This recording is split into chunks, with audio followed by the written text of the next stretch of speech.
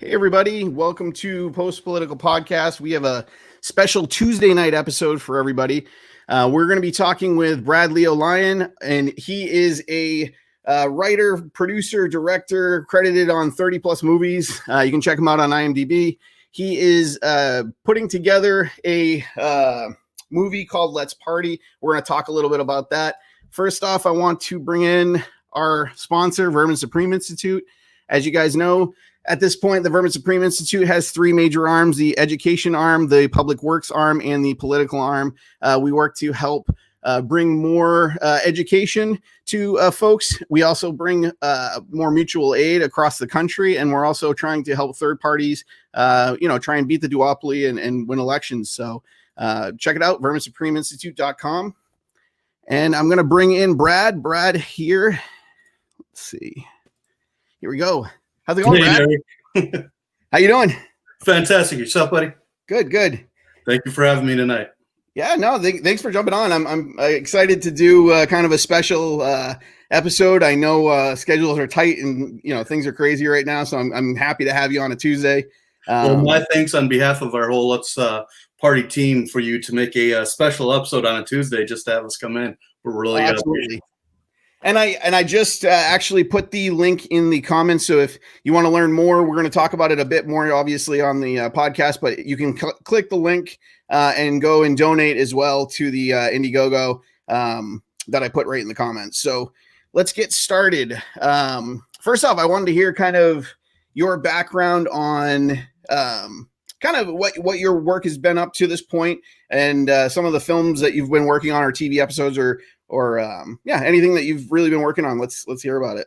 Well, I definitely don't want to lead anyone astray in my background. I'm not typically from the political world when it comes to my movie work. I've been a credited producer on over 30 feature films and TV series, and the majority of those that I'm personally producing typically fall in the world of horror movies and college comedies. With that being the case, it seems a far stretch for me to, throw my hat, if you would say, into the political world. But the message of Let's Party is extremely important to me. I look at the country we're in today, especially in this previous election, where you really had two major parties who had two candidates that the majority of them themselves didn't even like. Right. And yet, there's hundreds of millions of people who feel underrepresented and forced to actually pick from such few choices that I truly felt this time, if not more than ever in our history, we really had to go out there and let people know there are other options. There are choices. Yeah. It's just you have two large parties who work feverishly to suppress that growth, to prevent that idea from being a truth to its own traditional voters and constituents and to the rest of the country. Yeah, and you hit on a couple of really big points there. I mean, I feel like right now is a kind of an opportune time. It sounds, horrible to take an opportunity from a poor political climate, but it really is one of the more, aggressive, bias from these two major parties, and also a large group of people that just don't feel represented. You see, like you said, the two candidates that we had recently, you had people within their own parties not really backing them or supporting them, and maybe until the very end, or maybe with a promised cabinet position or something. But no, at the end of the day, I feel like you talk to most people on the street and they said, well, I'm going to vote for this person because I don't want the other one getting in or whatever. It really wasn't a big vote of confidence for anyone. So, well, you hit on it right there. That was half the propaganda that the majority of these parties have to use is simply motivate my own party just to show up and demoralize the other party enough so that they don't show up. Right. We know quite often we're not giving you a quality candidate, but the reality is we're not pushing to make great change. We're pushing simply to have you show up and give us job security. Right. And in the meantime, we're going to create fear regardless what party you're on. And that's what really helps suppress their parties. Is part of that fear is if you vote for anyone other than our candidate, you are voting for the other candidate. Right. It's horribly not true. Yeah, no, I completely agree. And so to jump in a little bit more to the Let's Party movie. So you briefly touched on it. It's a really important time for such a movie to exist. I think the message is great. And I think there's some really aggressive goals, which I love. I think we need that right now in the third party. But I'd love to hear, what your take is on, what you want to achieve and what you've kind of set out to do in the structure of this, the Let's Party movie. Well, when you look at traditional campaigns right now for third parties, quite often we're stuck in this realm of still attempting to campaign to our own constituents. But in reality, that's just not effective. It works for traditional parties like Democrats and Republicans because they already have 80, 90 to 100 million registered voters. Right. So all they're out there trying to do is simply motivate those people to show up. They're not over trying to win perspective and new voters and say we're going to make significant change. Just the people who are already supposedly aligned to us just show up to the polls. And there's millions of people in their own parties that want change, want a better country, want to actually feel that their voice is being recognized. And quite often they're not, because when you've got two polarized parties at the very top, all they really have to do is point fingers at the other and not worry about being successful. And because of that, they don't have to fix anything. Yep. If there's more options, they're required to fix things. So Let's Party isn't just about attacking the Democrats and attacking the Republicans. I'll be honest, I don't hate either. I think everyone's voice should be heard. Right. This film is simply about making traditional voters aware that not only do third parties exist, but Republicans and Democrats are actually doing their job at the top, and that's trying to suppress the growth of opposition. But it doesn't mean it's real. It doesn't mean their propaganda is true. Right. There's this beautiful meme out there that I've always been a big fan of, and it shows 3 cups. You've got your red cup and a blue cup, and it doesn't matter if it's a gold cup or a green cup. You've got these 3 cups, right? And if you have a 4th empty glass of water and all 3 of these are filled with that colored liquid, if you pour a green cup into that clear glass, how much blue really showed up? How much red? None. Right. And that's the reality. You're not benefiting the other party by voting for a Green Party member or libertarian. You're benefiting yourself and your own personal views. Right. And that's why the parties realize we've got to work together. And when I say work together, I'm not talking about the third parties. I'm talking Democrats and Republicans. Oh, yeah. One of the few things they work together in is say, hey, how do we make sure there's not progress with these third parties? I mean, 1992 happened. Ross Perot comes in and gets 18% of the vote, and they're like, oh my goodness, these guys could win. Right. They woke up and they said, we've got to smash them in the head. So they go out and they actively do things like, for instance, a presidential debate committee that controls who's allowed in the debates. Right. But it's only decided between Republicans and Democrats on their board. And then how do they pick it? I don't know. Perhaps we'll pick from polls. That seems fair. We'll go with the 5 biggest polls in America. Only problem is these are the polls we select, and those polls don't happen to have other options, like, for instance, Joe Jorgensen or Howie from this past campaign. Right. Or we can pick the Democrat or Republican candidate, and then they say, well, I'm sorry, 5, 10, 15% of the population didn't pick Howie. Of course they didn't pick him. He wasn't on the list to be picked. Right. And I've heard from people too, like even stories where they were getting calls from pollsters and they were giving Jorgensen or Hawkins as their answer. And they're saying, no, that's not listed as the approved options. You need to pick between Joe Biden and Donald Trump. And that was that blows me away. That's actively changing, someone's opinion or changing what the poll is. That's not a scientific poll. I can't tell you the number of times that happened to me and just people in general. And they said, well, okay, we'll mark you down as undecided. We're not undecided. We're just not voting for your candidate. Right. Arguably speaking, as we were going through the process of doing the research and trying to find out factual information, if there was enough to really put together a film, base it purely on fact without being biased and say, hey, what's going on to truly suppress third parties? And then all of a sudden you look at all the money they spend aggressively to do this. Yeah. Since 1994, a committee is organized and funded by campaign dollars from both parties in excess of $84 million annually per year, just in suppressive propaganda. Yep. Which is more than if you probably lumped all of the third party fundraising that happened. Probably doesn't even amount to just that one, kind of subcommittee. Yeah, arguably speaking, you're probably looking at $7 to $10 million annually per election cycle Yeah. that fundraising consists for all the major third parties combined. Yeah.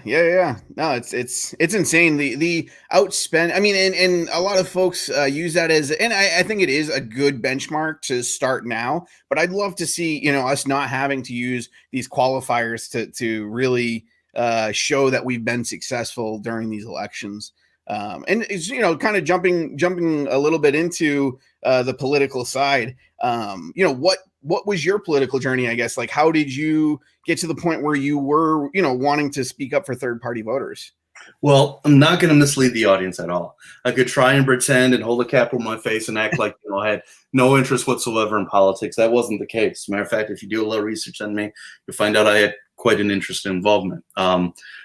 Surprising to none who know me, but to the rest of the world, my undergrad work wasn't in film. My undergrad work was in political science. You know, Okay. that was my major. My minor's in image consulting. Even though the original goal was primarily to be involved in sports entertainment representation, there was always an underlying involvement of wanting to do community support, wanting to be involved in making the world around me better during the progress of my life. So there was a lot of times where I was involved from a political level, be it as a image consultant for various parties and candidates in the Midwest. And it was actually that involvement that really started pushing me towards third parties. I'll tell you a quick story, and I won't mention any names, just not to kind of attack other people. Yeah. Quite often good people in certain categories, but not quite good in their own representative fields. At one point, I spent a handful of years working with a particular major party, helping that particular candidate. That particular candidate, we got elected. Later, I wound up helping a different candidate from a different major party and helped that person get elected. And one of the big things people were asking was, well, why are you working with two different parties? And like I explained to people, I'm not working with parties. I'm trying to work with people that I believe in, Right. who have a decent message, who I think will try and effectively make a certain amount of change. And in the process, I got invited to meet with a very significant gentleman who was running for Senate again, who had already won before and had done so for quite some time. Yep. And as I'm sitting down in his office, I meet with him and I'm listening to their pitch and I'm kind of giving my own, even though they brought me in, you know, from a headhunting perspective to say, hey, you're a young person in the political field that at the time, I'm old now, this was over a decade ago, but that we feel could, you know, really help. And I came back in to our second meeting. I said, you know what? I looked at this. I looked at the campaign dollar spending. I looked at how we were going to approach things. And I realized there's two candidates from the same party that we could really help. And by helping them and pushing them, we would actually win those districts and spend a phenomenal amount less of campaign dollars by helping. And he stopped me. And I'll remember this moment because there's this long pause. It was like, you know, we recruited you because we thought you got it. I'm like, God, what? I mean, isn't it brilliant to help get more of our party elected? I mean, you are hiring me to get your word out, you know, Right. to help the party itself. And I'm simply here to do that. And this expression, well, I won't quote it because it's probably not great for public ears, but I'll say it. I'll paraphrase. And basically what he wound up saying was, you have to understand this isn't about succeeding and having all of our party in seats. That doesn't work for us. It might work for one term, but it'll hurt us. And I'm like, how would that hurt? That's the eventual goal. He said, no. If we are consistently in office with the majority, we have to make significant change, or that's going to cost all of us our jobs. Right. And I'm sitting there, I'm like, wait, what do you mean? And that's when he put a big emphasis. We thought you understood that if we don't create a reasonable amount of balance so that we can continue to blame the other side, we might not be in office anymore, you know?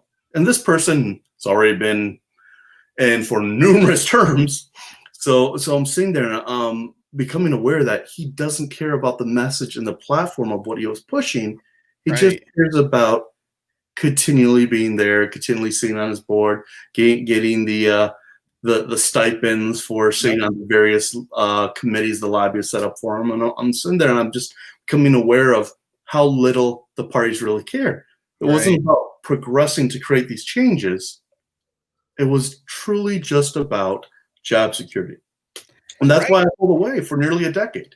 But I just couldn't stand it anymore. I'm sitting there, trying to effectively, have my voice in film, enjoy my life to a certain degree. And right around 2015, well, not right around, in 2015, I'm directing a movie. And my mother, who's typically a production supervisor on a lot of my sets, this is one of the first films where she was involved in. She got to visit set, and I got to see her for a day or two. And then in the middle of production, I get a knock on my door from my dad at the hotel. He chased us down, found the hotel because I wasn't answering my phone because I was sleeping, and I find out my mother passed away. And I'm like, oh wow, like I've got to shut things down. And we stopped the progress of making that film for a minute. She wound up getting buried on Christmas Eve.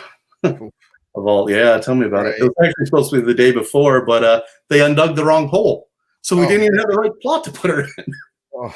Yeah, so I'm sitting there, and I've lost my mother, and having a stronger relationship than ever with my father because he's dealing with it tough. They were together for 41 years, and we go on this beautiful, beautiful road trip that was supposed to be 3 days.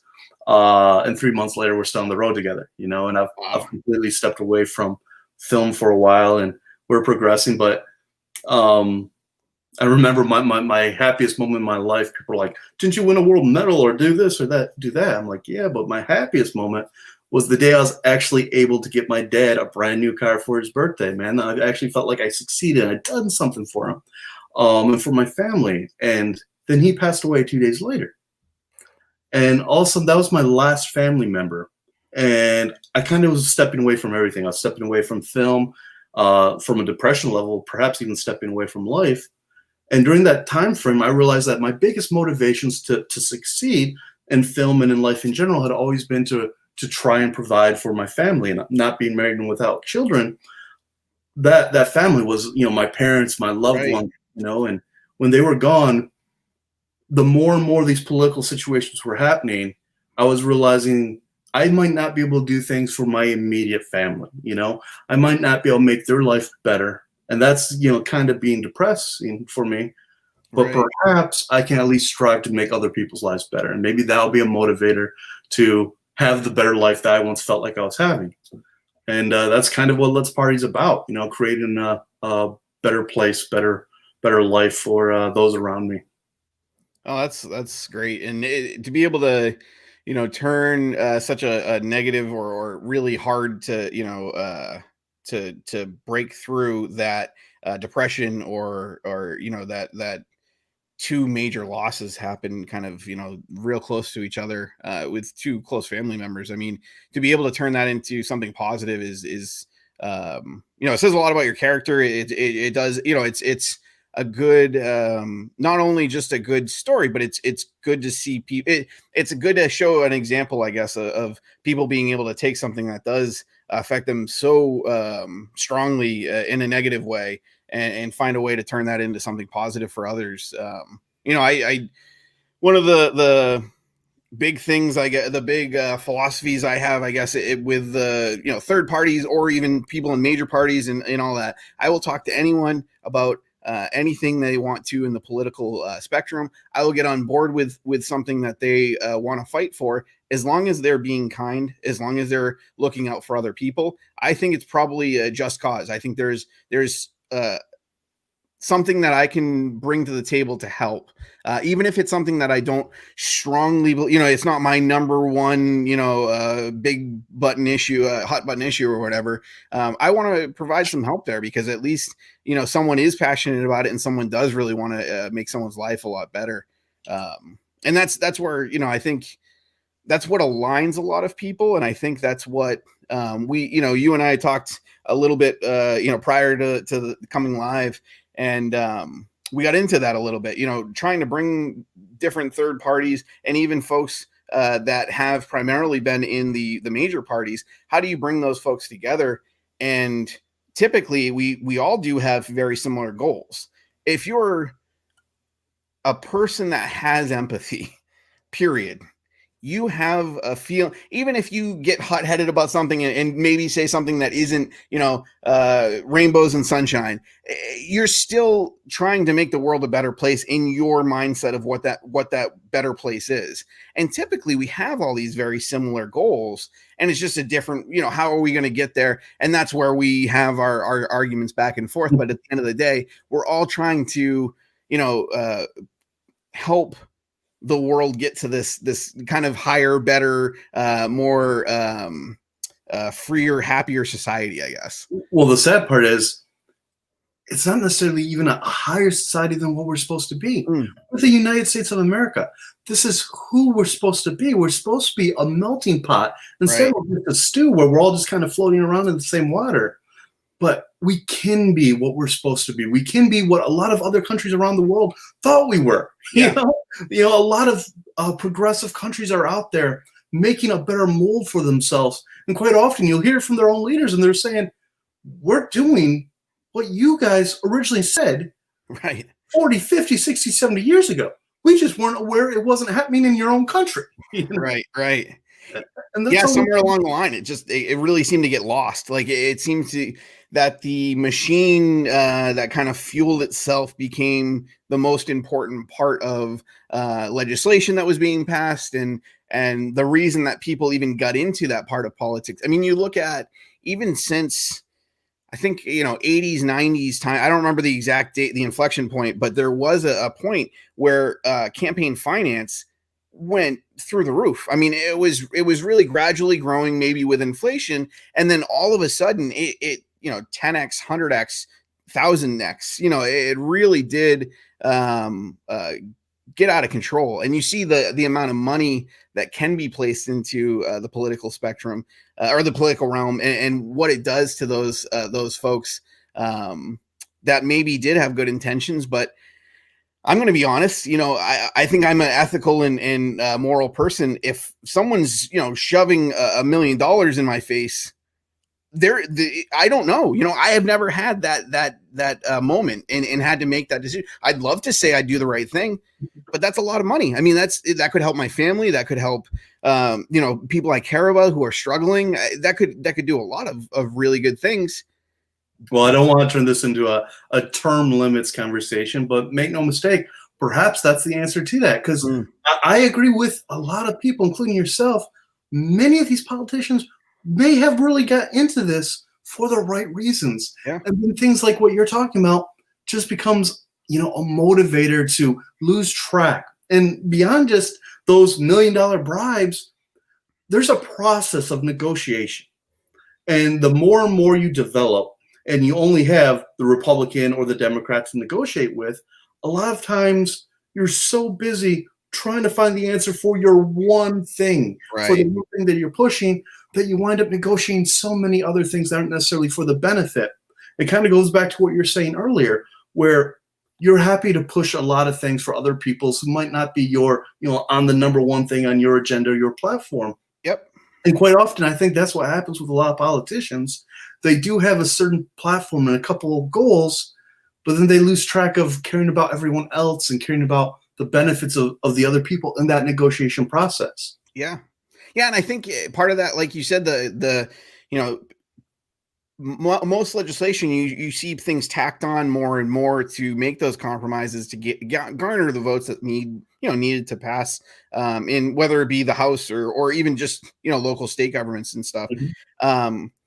I really do, and I think both. I've seen two people really be outspoken, but I know there's more. I know Justin Amash and AOC have actually both come forward and said we'd love to see legislation with one goal and one piece of legislation being altered, and getting 1,000-page pork barrel legislation that's got 40,000 things in it that you'll never read through. You get it the night before and you got to vote on it. You got it. I mean, I don't know how we, holding those folks accountable for their votes. I'd love to, say you were a bad legislator because you voted yes on this thing that had war, extra money for war or whatever. Did you not read page 497? I'm like, sorry, in the 16 minutes I had it, I did not read that. I had to believe in faith of of the value of the bill. And what, unbeknownst to a lot of voters, half the time we don't like these bills ourselves. So when I say we, I mean people in Congress, people in Senate. They're literally given handwritten bills by lobbyists saying, hey, can you pass this? You know, and then those 69 pages are lopped onto another thing in the middle of negotiations. Say, hey, let's slide these 69 into this bill that's completely unrelated and get these passed too, you know? Right. They say, well, what's the 69 pages? I don't know. Right. We'll get yours voted in. So then they get their 69 pages. All of a sudden you have, 140 plus pages of stuff we have no idea of. Right. We're negotiating. Right. Right. And yeah, I think, I've tried to put it, I try and lead a, kind of hateless life. I don't want to go out and be attacking folks or anything like that. And I think one of the things that I see people like to point fingers at people as being the problem. And sure, there are definitely some bad actors in Congress who are pushing to make certain things precedent so that their lobbyist dollars go up more and more. They're, whatever they're doing the wrong thing. Sure. But for the most part, I think the system is definitely the part that's been corrupt over time. And we just really need to find a way. I mean, me leaning towards more anarchy, I'd love to see all of that go. Burn it down, don't replace it with anything. But I do understand. We did that originally. Right. We had a completely different government system. And then we're like, oh, wait. We screwed up. They interpreted things differently. Let's fix it. But now we don't worry about fixing things, really. We just go on. Right. We've got to start fixing it. And really, it's not that we talked about this off camera a bit. It's not that a lot of these systems, thoughts and beliefs, whether you're believing socialism or communism or capitalism, it's not that these things are necessarily inherently bad. It's that for them to be good, they have to work in an ideal situation. And that's the same with our system. Our system wasn't designed to necessarily be bad for people. Right. We just allowed the system to be manipulated. And a lot of that falls on our own shoulders. Oh, yeah. These things happen, and us as the people who actually can vote them out and show up and make change, we don't take the responsibility ourselves. That's what I'm trying to do with Let's Party. Take some responsibility on my own shoulders and try and make a difference. That's why I hope the viewers out there who are listening will swing by letspartymovie.com, check out some of the perks, because we're not actually asking you to contribute for free. We're not saying give us donations and we'll go out and do this. We're saying, hey, you want a t-shirt, you want a poster, you want to walk on the movie, you want your name in the credits, you want to be a producer, we'll make that happen in exchange for your support so we can get your message and your voice out. Yeah. And we're not selling a bunch of propaganda. All we're trying to do is say, this is the factual things that are happening to third parties. Yeah. It's what's really happening. This is what the major parties are doing, not necessarily because they're inherently evil. It's because their mission, their job is to beat the other parties. So they're doing these things. And some of us, when we're stuck in our system, and maybe we were born into a Republican or Democratic family, and we just want to believe it, we don't look for the factual evidence that might not support our views. We only look for factual evidence that supports our views. Right. When you go to law school and you're chasing after that Juris Doctorate, one of the things they try and teach you early on, you don't make your case. That's not how you win. Make their case and find out how many holes it is, and just take advantage of those holes. Right. And that's no. To do. And I think that I agree. I think there's a lot of that kind of built-in piece on how to attack the other guy instead of you're really supporting what we're looking for. And so just jump back into the Let's Party movie piece too.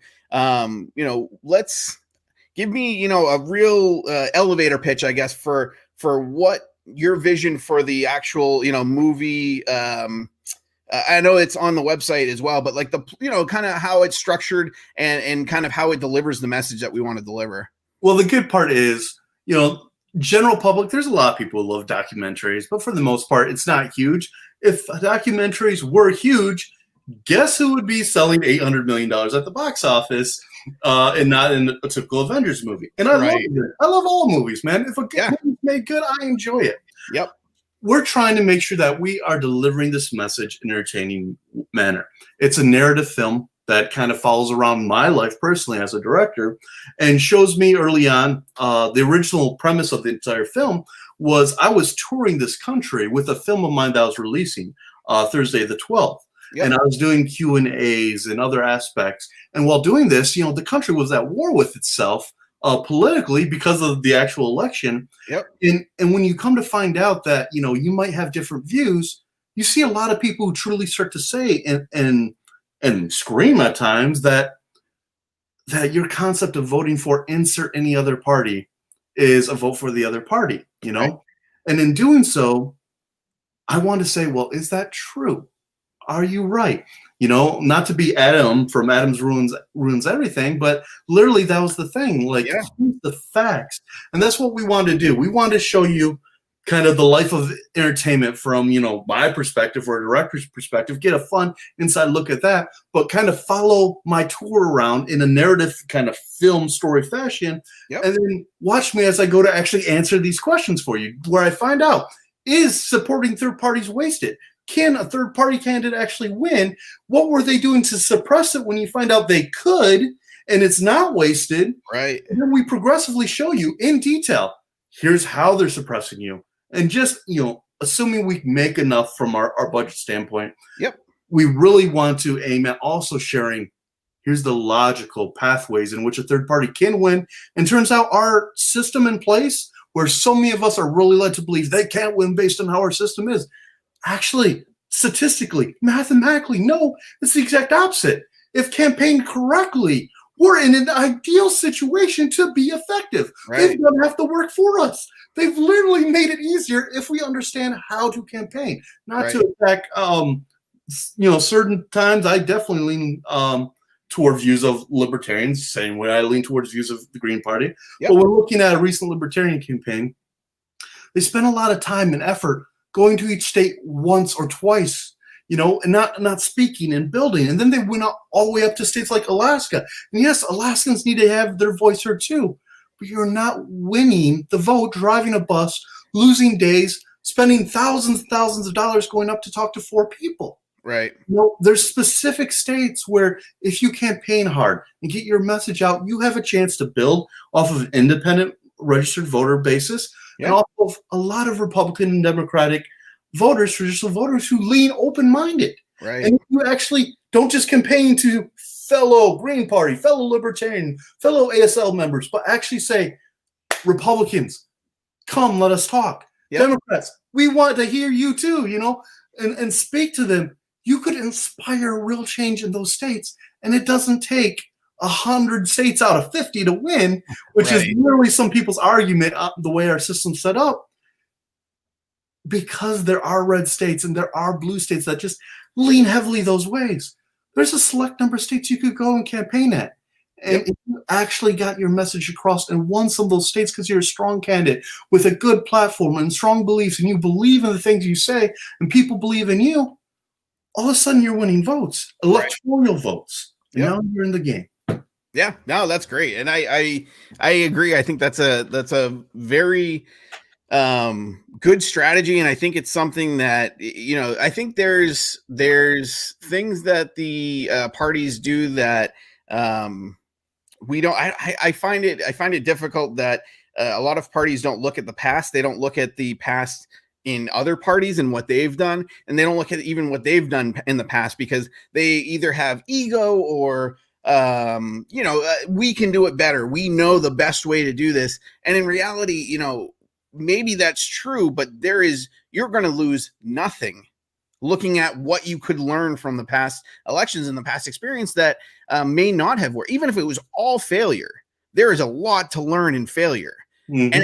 And I just think that people, whenever the next campaign gets built for third parties, I'd really love to see even more information share. And I know it's a pie in the sky kind of dream, but trying to share at least at the state level, how can we get, third parties elected, whether it be a Green Party, Libertarian Party, whatever. Can we put one person up for sheriff between the Greens and the Libertarians and have them both back them? Because in reality, that person's probably going to have similar views. If they're running for sheriff, there's not a lot of economic views that go fall into that. So most of their platform are going to be agreed upon by both of those parties. And I remember, even in that process, even by uniting together every third party in America right now, by ourselves, we can't win. Right. There's 600 and some thousand registered libertarians. Yep. There's less than 200,000 registered Green Party members right now. Right. So, I mean, if you have all of those people combined, we don't even have 1 million people. Right. If you got all the parties combined with all their potentially registered party members, we're still looking at less than a couple million people at best. Yeah.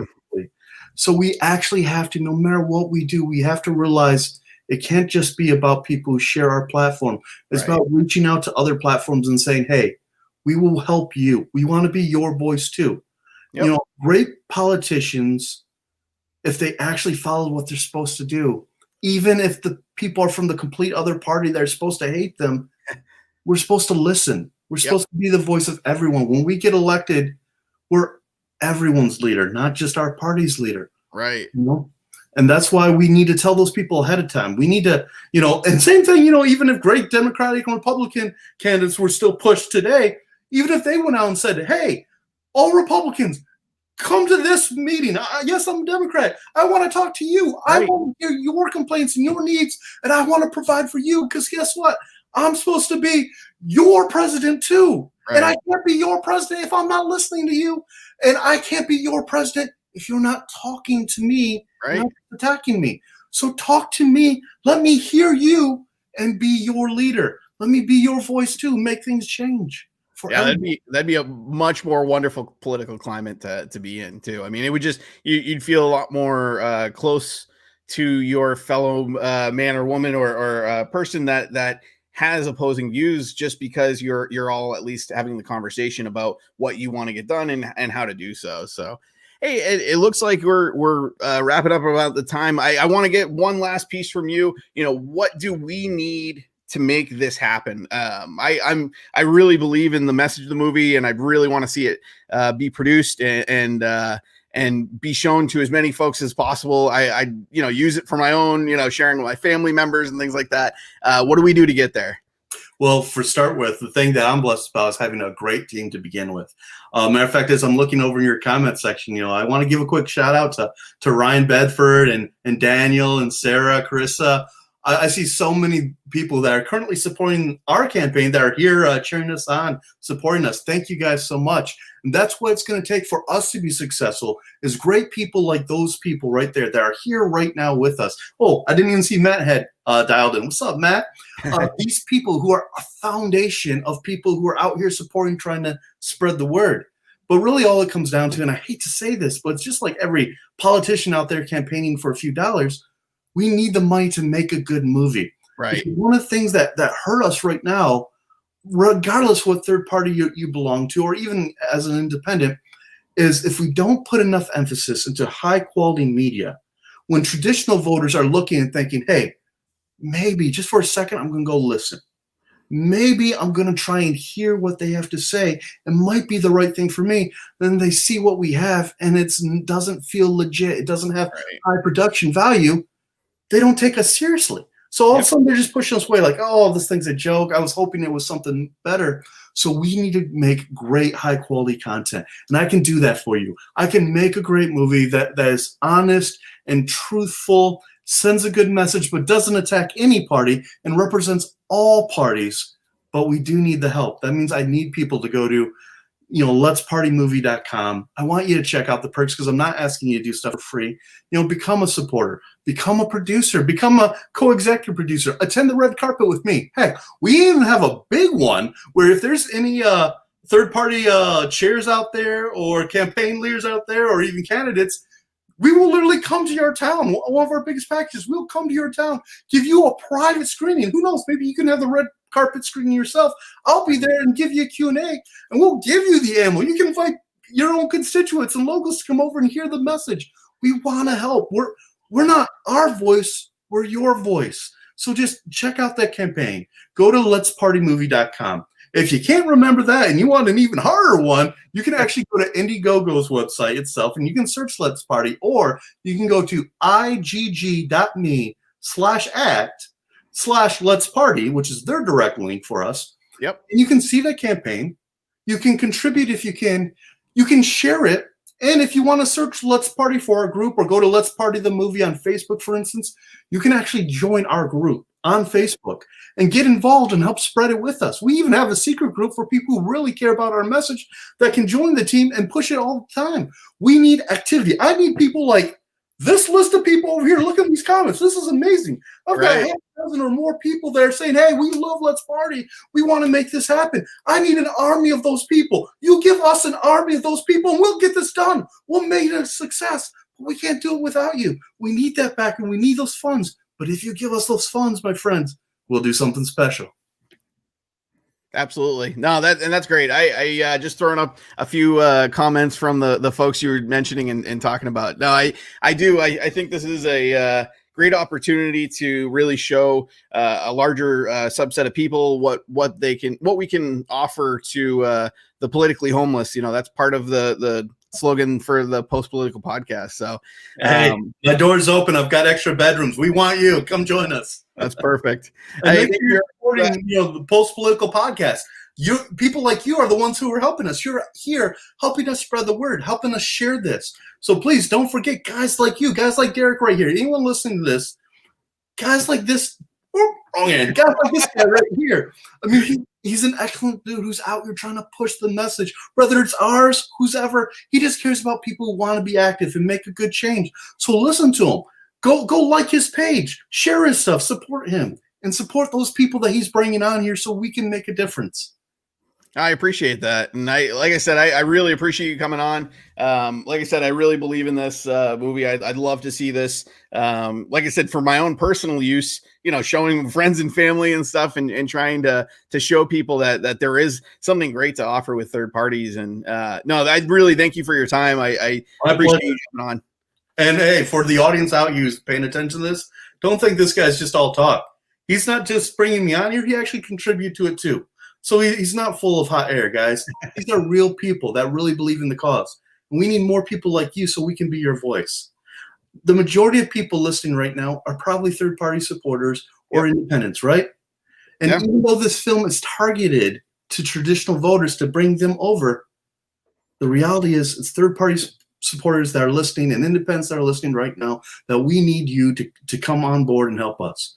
Stand with us so we can be the message. Stand with us so every time you're at dinner, when someone's ragging on you for not being a Republican or a Democrat, or when you're out there and you put on your golden shirt because you're a libertarian or your green shirt because you're a Green Party, and they start attacking you, can be like, yeah, stop.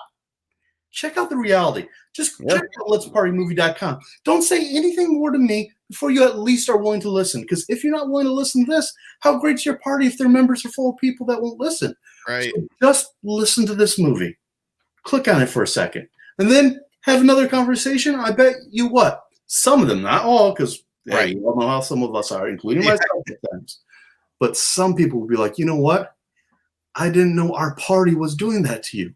I get that they're not even evil for it because it's their job, but I didn't realize it's not a wasted effort to support you and that your views need to be heard too. Yeah. No, I completely agree. I think more folks would be open to it if even if they just had the knowledge and knew about these third parties. So no, like I said, I really appreciate you coming on. I appreciate the conversation. I think this was great. I think we got to talk a lot more. Bigger picture and kind of about third parties in general too. No, thank you. Like I said, thank you very much. I really appreciate you joining. Anytime. We're always happy to help. And that's the whole key, being happy to help, even when it's not our own message. So feel free to reach out. Perfect. All right. Well, I will talk to you later, I'm sure. And we'll be talking a lot more about the Let's Party movie and trying to get the message out some more. But thank you again. And I hope you have a great night. My pleasure. You too, Derek. And thank you to all the fans of Post Political Podcast. Great. All righty. So that was Brad. It was a great interview. That was a lot of fun. I liked going back and forth a bit about some of the issues that we see, in the system that we have today and kind of how we can go about fixing those, not with one particular party, but with, kind of the mass of people who want to make change, want to help the world and make the world really a better place. And that's what we're about. We're trying to make bridges here and trying to get as many people involved as we can, because we know we're not going to win this alone. So thank you to everyone who joined tonight live, and anyone who jumps in after. You can feel free to keep commenting. Brad and myself will be on the comments, answering questions if anyone has any, or jumping in and giving you links to anything that we've talked about today. So feel free to ask questions even later on. Shoot me a message on the Post Political Podcast Facebook group, or join the Let's Party group and shoot Brad a message there. He's very responsive, very willing to talk and listen, and we need your help. So if anyone is willing to do some work and get the message out there, we'd really appreciate it. So thank you for this Tuesday night special. I hope you all enjoyed it, and have a great night. And let me know if we can do anything to continue to help and make the world a better place.